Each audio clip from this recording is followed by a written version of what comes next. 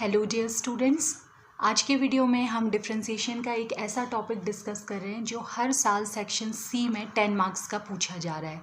तो बहुत ही important topic ये है। अगर आप इस टॉपिक को अच्छी तरह से सीख लेते हैं तो 10 मार्क्स निश्चित रूप से आप सेक्शन सी में प्राप्त कर सकते हैं। तो डिफरेंशिएशन बहुत बेसिक होगा, सिंपल फार्मूले यूज़ होंगे, लेकिन जो इसका मेथड है वो आपको सीखना पड़ेगा यहाँ पर। तो पहले थोड़ा सा इसका कॉन्सेप्ट समझ लेते हैं। देखिए, आपको जब भी कोई फंक्शन गिवन होता है तो हम उसको y = fx के फॉर्म में रिप्रेजेंट करते हैं। fx किसी भी तरह का फंक्शन हो सकता है, जैसे कि x² + 3 sin x + cos x, किसी भी तरह का फंक्शन हो सकता है fx, और उसे हम इक्वल्स टू जो वैल्यू आती है उसे हम y कहते हैं। तो किसी भी फलन के ग्राफ को इस तरह से अगर हम ड्रॉ करते हैं, फॉर एग्जाम्पल मैंने एक फलन का ग्राफ ले लिया है इस तरह का। तो जब इसका ग्राफ ड्रॉ किया जाता है तो यहाँ पर को कुछ पॉइंट्स हमें ऐसे मिलते हैं जहाँ पर फंक्शन अपनी मैक्सिमम वैल्यू को अचीव करता है। फलन का उच्चतम मान हमें कुछ बिंदुओं पर प्राप्त होता है। उच्चतम कहने का अर्थ है, आप देखेंगे ये एक्स अक्ष है, ये वाई अक्ष है, यानी कि ये जो इस साइड को एक्स अक्ष के अनुदिश रिप्रेजेंट होगा वो इसका एक्स निर्देशांक होगा, और जो वाई अक्ष के अनुदिश रिप्रेजेंट होगा वो इसका वाई निर्देशांक होगा। तो अगर मैं ए बिंदु के निर्देशांक की बात करूं तो एक्स ए और वाई ए मैं इन्हें लिख सकती हूँ। तो आप देखेंगे कि ए पर जो वाई की वैल्यू है, यानी कि फलन की वैल्यू है, वो अपने आसपास के बिंदुओं पर, अगर आप ठीक इसके आसपास के बिंदुओं पर y देखें तो आप देखेंगे कि ये जो लेंथ आएगी वो y a से कम आएगी। कहने का मतलब a पर हाईएस्ट आने वाली है ये लेंथ, ये ऊंचाई सबसे ज़्यादा है, यानी कि y सबसे ज़्यादा है। इसका मतलब फलन का मान अपने आसपास के बिंदुओं पर फलन के मान से सबसे अधिक है। तो इन बिंदुओं को इसी तरह से c पर भी हो रहा है, इसी तरह से e पर भी हो रहा है। तो ये जो a, c और e हैं, ये बिंदु कहलाते हैं उच्चिष्ट बिंदु या फिर पॉइंट ऑफ मैक्सिमा। इसी तरह से वो बिंदु जिन पर फलन अपनी मिनिमम वैल्यू को अचीव करता है, यानी कि अपने आसपास के पॉइंट से। अब यहीं पर आप देखेंगे तो बी पर जो वाई बी आ रहा है वो यहाँ से यहाँ तक आ रहा है, जबकि इसके बगल में किसी आसपास के बिंदुओं पर देखेंगे तो थोड़ा सा ज़्यादा आएगा वाई बी।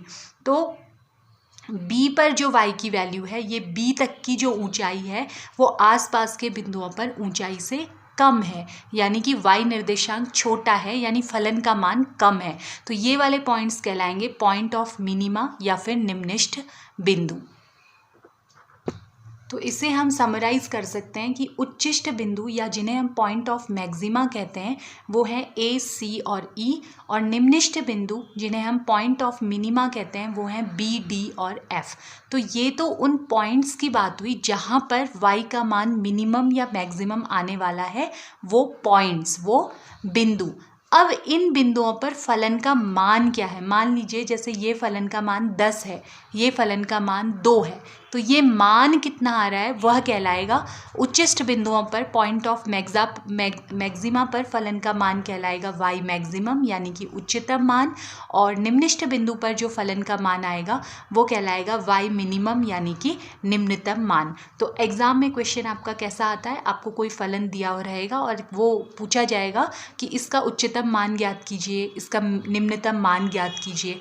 तो पहले तो आपको पॉइंट ऑफ मैक्सिमा और पॉइंट ऑफ मिनिमा फाइंड करने होते हैं कि किन पॉइंट्स पर आने वाली है वैल्यू मैक्सिमम, फिर फाइंड करना होता है कि कितनी आने वाली है वो मैक्सिमम वैल्यू। तो किस तरह से हम इसको फाइंड करते हैं ये हम वर्किंग रूल आगे समझेंगे। इसका कॉन्सेप्ट बहुत इंटरेस्टिंग है। अगर आप तो डिटेल में इसका कॉन्सेप्ट जानना चाहते हैं तो आप मुझे कमेंट करके लिख सकते हैं। अभी हम एग्ज़ाम के पॉइंट ऑफ व्यू से डायरेक्ट इसका वर्किंग रूल सीखने वाले हैं। एक बात और बता देती हूँ, ये जो पॉइंट्स ऑफ मैक्सिमा और पॉइंट ऑफ मिनिमा की बात कर रही हूँ, यह लोकल पॉइंट ऑफ मैक्सिमा यानी कि स्थानीय उच्चतम और स्थानीय निम्नतम बिंदुओं की मैं बात करी। उच्चिष्ट या उच्चतम एक ही बात है। तो लोकल कहने का मतलब क्या है कि हम सिर्फ ये देख रहे हैं कि आसपास के पॉइंट से इसकी वैल्यू ज़्यादा है, बी की आसपास के पॉइंट से वाई की वैल्यू यहाँ पर कम है। अगर हम सारे के सारे देख लेंगे, अब मैं इन सब में हाईएस्ट देखना चाहूँ, सी और ई लगभग एक ही लेवल पे हो गए, मान लीजिए ई थोड़ा सा ज़्यादा है, तो इन सब में जो सबसे हाईएस्ट है जैसे ई है, और सबसे नीचे इन सब में जो लोएस्ट है वो क्या है, देखिए बी है। तो लोकल कहेंगे तो केवल अपने आसपास के पॉइंट्स से देखेंगे, और कुछ नहीं कहा गया या निरपेक्ष उच्चतम कहा गया तो इन सब में से जो हाईएस्ट है वो और इन सब में से जो लोएस्ट है वो देखेंगे। ये बात बिल्कुल इस तरह की है जैसे एक बात हो सकती है कि आपकी अपनी अपनी क्लास के टॉपर बताए जाएं, वो कहलाएंगे पॉइंट ऑफ लोकल मैक्सिमा, और उनके जितने मार्क्स आए वो कहलाएंगे वाई मैक्सिमम या मैक्सिमम वैल्यू। दूसरी हो सकती है कि जो स्कूल का टॉपर है वो कहलाएगा निरपेक्ष उच्चतम, जो मैक्सिमम वैल्यू होगी वो कहलाएगी, और वो जो भी स्टूडेंट है वो पॉइंट ऑफ मैक्सिमा बनाएगा और उसकी जो वैल्यू जितने मार्क्स हैं वो वाई मैक्सिमम वैल्यू बताएंगे। तो आपके कोर्स में फ़िलहाल केवल लोकल मैक्सिमम और लोकल मिनिमम फाइंड करना ही है। कैसे हम इसे फाइंड करते हैं आइए देखते हैं इसका वर्किंग रूल। तो देखिए वर्किंग रूल की बात हम करते हैं, इसमें 5 स्टेप्स होते हैं। पहला स्टेप होता है जो भी फंक्शन जो भी फलन आपको दिया गया है उसको y equal to f x के फॉर्म में लिखना है। अगर वो पहले से y equal to f x के रूप में दिखा है यानी कि LHS में आपका y होना चाहिए, RHS में केवल x वाले टर्म्स होने चाहिए, तब ठीक है। अगर नहीं होता है तो कुछ पक्षांतर वगैरह करके फॉर्म चेंज करके हम उसे y equal to f x के फॉर्म में लिख लेंगे। सेकेंड स्टेप में हम dy बाई डी एक्स यानी जो फंक्शन है उसका डिफ्रेंसिएशन अवकलन करके dy बाई डी एक्स या एफ डैश एक्स भी जिसे हम कहते हैं वो फाइंड कर लेंगे। थर्ड स्टेप में जो सेकंड स्टेप में dy बाई डी एक्स आता है उसको ज़ीरो रखा जाता है और dy बाई डी एक्स को ज़ीरो रखकर परिवर्तन बिंदु यानी टर्निंग पॉइंट्स फाइंड करते हैं। टर्निंग पॉइंट्स वो पॉइंट्स होते हैं जिन पर इस फंक्शन का मान मैक्सिमम या मिनिमम हो सकता है। तो वो पॉइंट्स फाइंड करने के लिए जैसे मैंने आपको ग्राफ में दिखाया था ABCDEF जो पॉइंट्स थे वो हमें कैसे मिलेंगे dy बाई डी एक्स को ज़ीरो रखने पर। फोर्थ स्टेप में अब जो भी पॉइंट्स आ गए उन पर पहले d2y by d x two find करना है, फिर x और y की जगह पर टर्निंग पॉइंट्स के कोऑर्डिनेट्स रखकर d2y by d x two की वैल्यू फाइंड करेंगे। अगर ये ग्रेटर देन ज़ीरो यानी पॉजिटिव आती है तो ध्यान दीजिए पॉजिटिव होने पर इस बिंदु पर फलन का मान निम्नतम होता है। ज़्यादातर स्टूडेंट्स यहाँ पर कंफ्यूज हो जाते हैं, पॉजिटिव से संबंध वो लेते हैं उच्चिष्ट यानी उच्चतम होगा, नहीं उल्टा होता है। प्लस आने पर y की इस पॉइंट पर मिनिमम वैल्यू फाइंड होती है हमें, ठीक है। और d2y by d x two less than zero है, अगर नेगेटिव है तो नेगेटिव में होगा y का मान इस बिंदु पर उच्चतम होगा। तो जैसा मैंने कहा अगर आप इस कॉन्सेप्ट को डिटेल में जानना चाहते हैं तो आप मुझे लिखिए, कभी टाइम मिलने पर बाद में मैं आपको ये समझाऊंगी। फिलहाल वर्किंग रूल आप लोगों के लिए इनफ है। अच्छा, उसके बाद जब हमें पता चल गया कौन से पॉइंट पर मिनिमम कौन से पॉइंट पर मैक्सिमम है तो लास्ट में उस पॉइंट के coordinates y equal to f x में रखकर हमें y मिनिमम और y मैक्सिमम फाइंड कर लेना है। तो ये वर्किंग रूल है। एक क्वेश्चन देखते हैं जिससे आपको ये और आसानी से समझ आ जाएगा। तो देखिए क्वेश्चन है आपका y equal to x cube minus 6x square plus 9x plus 2 का उच्चिष्ट व निम्निष्ठिक मान ज्ञात कीजिए। यानी ये फंक्शन जो आपको गिवन है इसकी आपको मैक्सिमम और मिनिमम वैल्यू फाइंड करनी है। तो ये क्वेश्चन 2014 में 2016 में पूछा गया है। लगभग हर एग्ज़ाम में आपको एक क्वेश्चन 10 मार्क्स का लॉन्ग आंसर टाइप यहाँ से मिलेगा। ये क्वेश्चन 2014 और 16 में पूछा गया है। तो कैसे हम करेंगे, मैंने कहा आपको सारे स्टेप्स समझा दिए हैं पिछले पेज में, आपको बस उन स्टेप्स को अब यहाँ पर को यूज़ करना है। तो फर्स्ट स्टेप में मैंने कहा था कि जो भी फंक्शन है उसको y equal to f x के फॉर्म में लिखना है, LHS में केवल y होना चाहिए। तो आप देख रहे हैं ये पहले से बना हुआ है, तो आपको फर्स्ट स्टेप में कुछ भी नहीं करना है। y equal to x cube minus 6x square plus 9x plus 2 ये हमें गिवन है, मैंने इसे एज इट इज़ लिख लिया। सेकेंड स्टेप में मैंने कहा कि आपको अब जो भी फलन दिया हुआ है उसका डिफ्रेंसिएशन करके dy by d x find करना है। तो डिफ्रेंसिएशन करने पर या फिर आप लिख सकते हैं अवकलन करने पर आपको मिलेगा, अवकलन करने पर आप अवकलन करेंगे तो y का डिफ्रेंसिएशन हो गया dy by d x equal to, अब यहाँ एक्स क्यूब का डिफ्रेंसिएशन होता है 3x square minus 6 into x square का डिफ्रेंसिएशन हो गया 2x प्लस 9 इंटू एक्स का डिफ्रेंसिएशन हो गया 1 प्लस 2 का डिफ्रेंसिएशन हो गया 0। तो आपको मिल गया है dy by d x equal to 3x square minus 12x plus 9। अब थर्ड स्टेप में क्या बताया था, थर्ड स्टेप में बताया था परिवर्तन बिंदु ज्ञात करने के लिए यानी टर्निंग पॉइंट्स फाइंड करने के लिए हमें क्या करना है dy बाई डी एक्स को ज़ीरो रखना है। तो आप लिखेंगे परिवर्तन बिंदु ज्ञात करने के लिए, या फिर परिवर्तन बिंदु पर एट टर्निंग पॉइंट्स भी आप लिख सकते हैं। तो ऐसा करने के लिए आपको क्या करना है, थर्ड स्टेप में dy बाई डी एक्स को ज़ीरो रखना है। तो dy बाई डी एक्स को आप ज़ीरो रखेंगे तो आपके पास है 3x² minus 12x plus 9 equals to 0। तो अब यहाँ पर फैक्टर करने पड़ेंगे। देखिए आप 3 कॉमन भी ले सकते हैं। पहले 3 कॉमन लेंगे तो यहाँ आएगा x² माइनस यहाँ आ जाएगा 4x प्लस यहाँ पर आ जाएगा 3 इक्वल्स टू 0। तो ये आपका बन जाएगा x² minus 4x plus 3 equals to 0। इसके फैक्टर करके देखिए 3 के ऐसे गुणनखंड जिनका योग 4 आए तो 3 और 1 आएंगे, और इसके जो फैक्टर आ जाएंगे वो हो जाएंगे x minus 1 into x minus 3 equals to 0। तो आप जानते हैं कि या तो ये 0 होगा या फिर ये 0 होगा। तो x माइनस 1 इक्वल टू 0 है तो x इक्वल टू आपको मिल जाएगा 1, या फिर x माइनस 3 इक्वल टू 0 होगा तो आपको मिल जाएगा x इक्वल टू 3। तो इस तरह से आपको dy बाई डी एक्स को 0 रख के टर्निंग पॉइंट्स यानी कि x की वैल्यूज़ आपको फाइंड कर लेनी है। अब अगला स्टेप क्या था, d2y by d x two find करना। तो नेक्स्ट स्टेप में dy by d x equal to हमारे पास ये था, हमें फाइंड करना है d2y by d x two. तो डिफ्रेंशिएटिंग अगेन यानी कि पुनः अवकलन करने पर, तो जब आप इसका दोबारा डिफ्रेंशिएशन करेंगे फोर्थ स्टेप में तो आपको क्या मिलेगा, dy बाई डी एक्स का डिफ्रेंशिएशन हो जाएगा दोबारा d2y by d x to से हम इसे रिप्रेजेंट करते थे, इक्वल टू 3 तो कांस्टेंट है, x² का हो जाएगा 2x माइनस 12 x का हो जाएगा 1 प्लस 9 का हो जाएगा 0। तो ये आपका बन जाएगा d2y by d x two equals to 6x minus 12।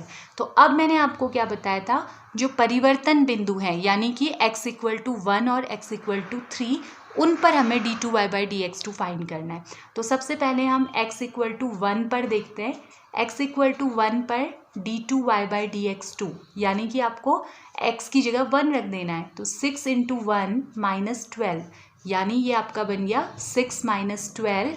तो 6 में से 12 माइनस करेंगे तो -6 क्या आ रहा है आपका, नेगेटिव। और नेगेटिव का मतलब मैंने कहा कि नेगेटिव होने पर इसका अर्थ यह है कि x इक्वल टू 1 पर y का मान, जो वैल्यू ऑफ y होगी वो क्या होगी, उच्चतम होगी, मैक्सिमम होगी। ठीक है, ये ध्यान रखना, कंफ्यूज नहीं होना, का मान उच्चतम होगा। अब बिल्कुल इसी तरह से दूसरा टर्निंग पॉइंट जो हमारा था x इक्वल टू 3, उस पर हम d2y by d x to देखेंगे।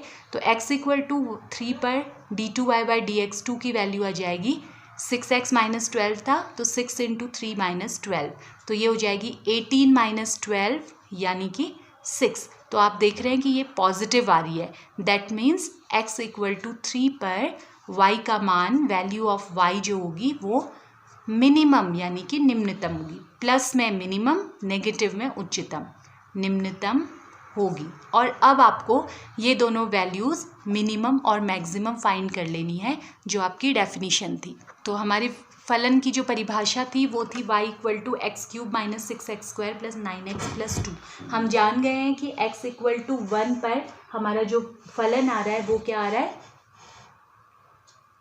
मैं उच्चतम वैल्यू आ रही है। तो x इक्वल टू 1 पर, अभी हमने पिछले स्टेप में निकाला, x इक्वल टू 1 पर हमारा y मैक्सिमम आ रहा है, यानी कि y maximum equal to x की जगह 1 रख देंगे, 1 का क्यूब माइनस 6 इंटू 1 का स्क्वायर प्लस 9 इंटू 1 प्लस 2। तो ये आपका हो जाएगा 1 माइनस 6 प्लस 9 प्लस 2। तो इसे आप सॉल्व कीजिए, 9 और 2 11, 12 में से 6 गया 6, तो y मैक्सिमम जो आपका आ गया वो आ गया 6।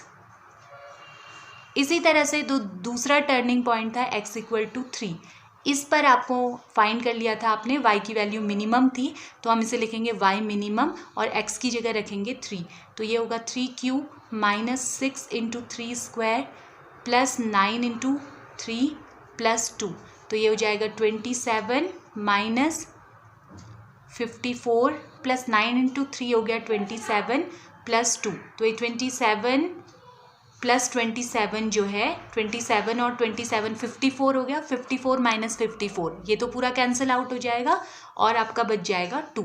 तो y मिनिमम इक्वल्स टू आपका आ गया 2। तो इस तरह से आपने देख लिया कि पॉइंट ऑफ मैक्सिमा था x इक्वल टू 1 और इस पर y की मैक्सिमम वैल्यू थी 6।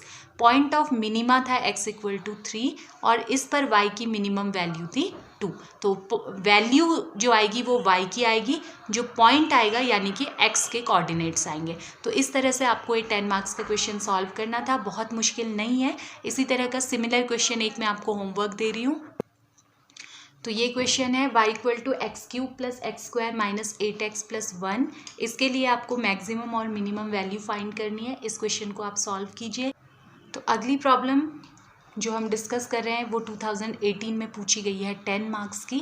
यहाँ पर भी फंक्शन गिवन है y equal to f x के फॉर्म में। थोड़ा सा डिफरेंस ये है कि ट्रिग्नोमेट्रिक फंक्शन है, तो इतनी ज़्यादा दिक्कत कुछ नहीं है, मेथड पूरी वही है, बस यहाँ पर जो फॉर्मूले यूज़ होंगे वो ट्रिग्नोमेट्रिक फंक्शन वाले यूज़ होंगे। तो देखिए फर्स्ट स्टेप मैंने आपको जो बताया था, फर्स्ट स्टेप में हम क्या करते हैं, जो भी हमारा फलन दिया हुआ है उसको y equal to f x के फॉर्म में, यानी y एक तरफ आना चाहिए, x वाले एक तरफ। तो पहले से ये ऐसा ही गिवन है, y LHS में है और RHS आपका आ रहा है sin x into 1 plus cos x. तो फर्स्ट स्टेप में आपको कुछ भी खास नहीं करना है।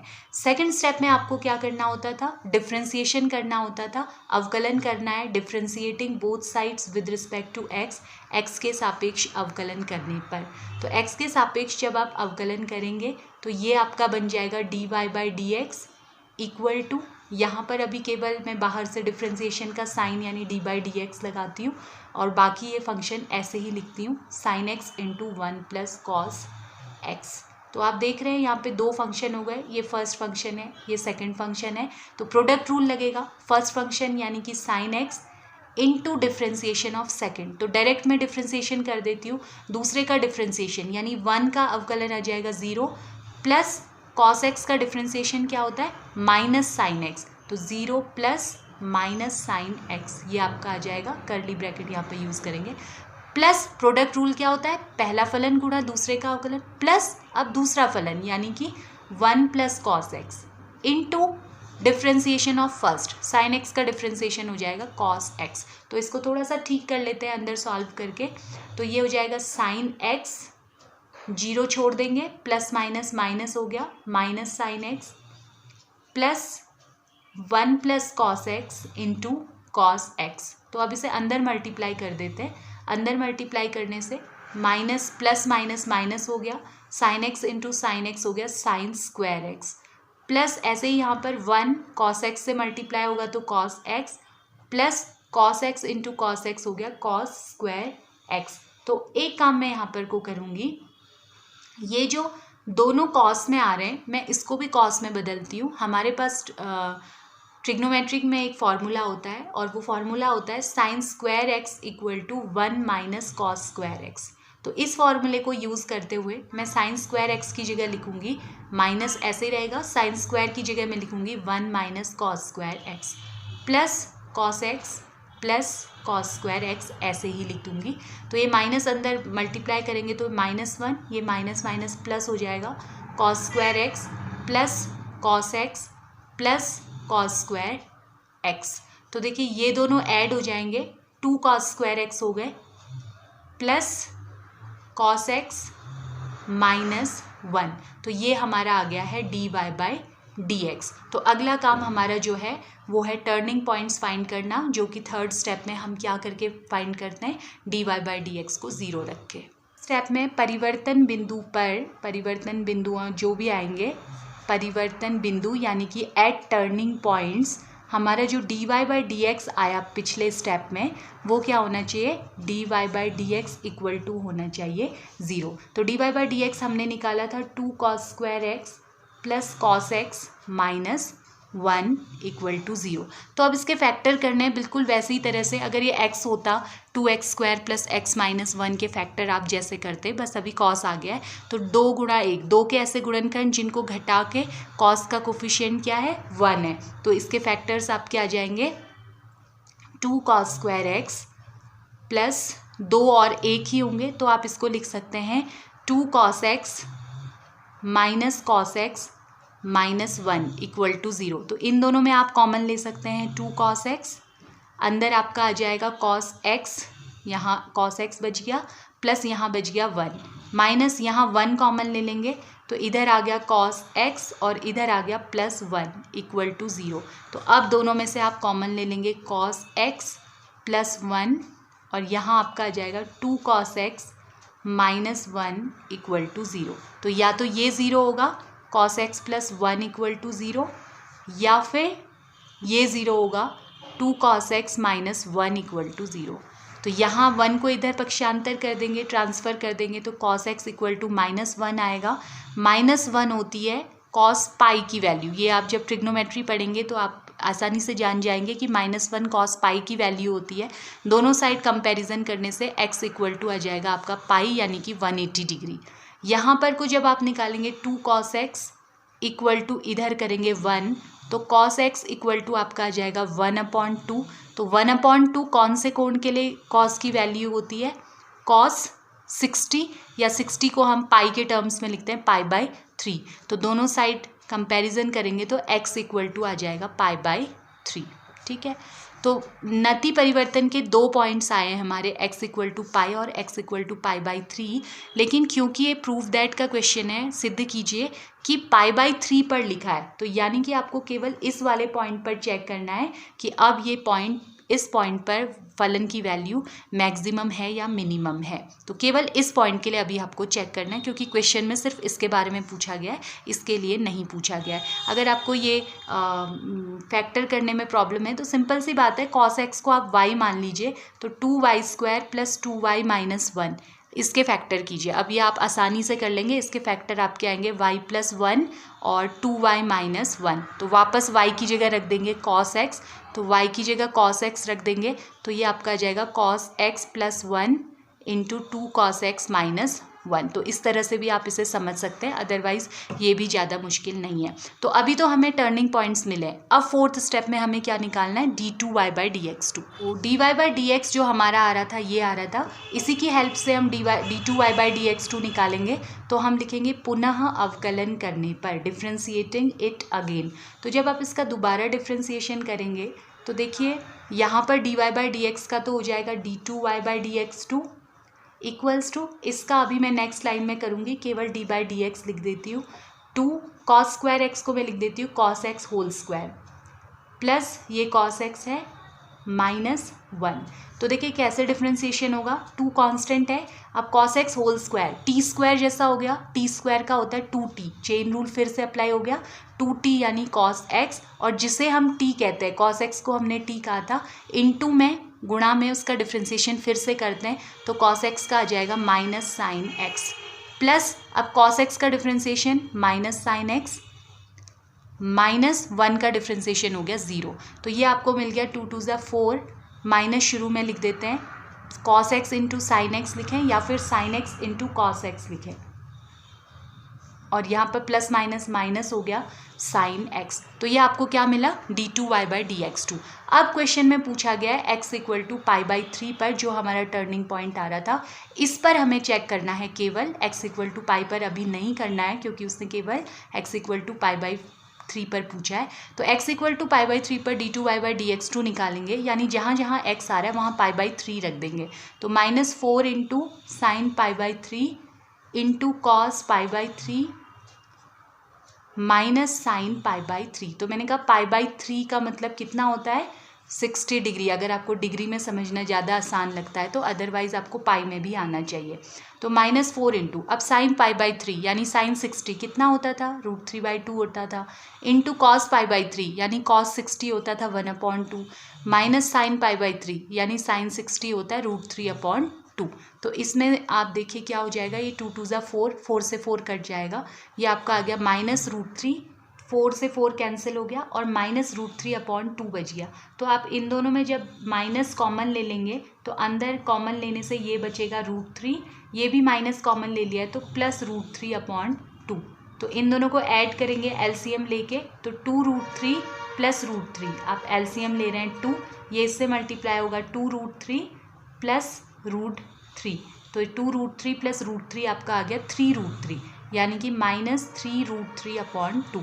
कुल मिला के वैल्यू से हमें मतलब नहीं है, केवल चिन्ह से मतलब है, जो हमारा आ गया नेगेटिव। और नेगेटिव आने का मतलब है x = π/3 पर y का मान क्या होगा, उच्चतम होगा। नेगेटिव यानी कि इसका मान होगा उच्चतम, यानी कि मैक्सिमम का मान उच्चतम होगा। तो एक चीज़ हमने प्रूव कर लिया, क्वेश्चन में पूछा था सिद्ध कीजिए कि x = π/3 पर y का मान उच्चतम है, तो उच्चतम है प्रूव हो गया। साथ में उसने लिखा है कि साथ ही उच्चतम वैल्यू भी ज्ञात कीजिए। तो अब हम ज्ञात करेंगे इसकी उच्चतम वैल्यू। तो 5th स्टेप में x = π/3 पर y मैक्सिमम हम निकालेंगे।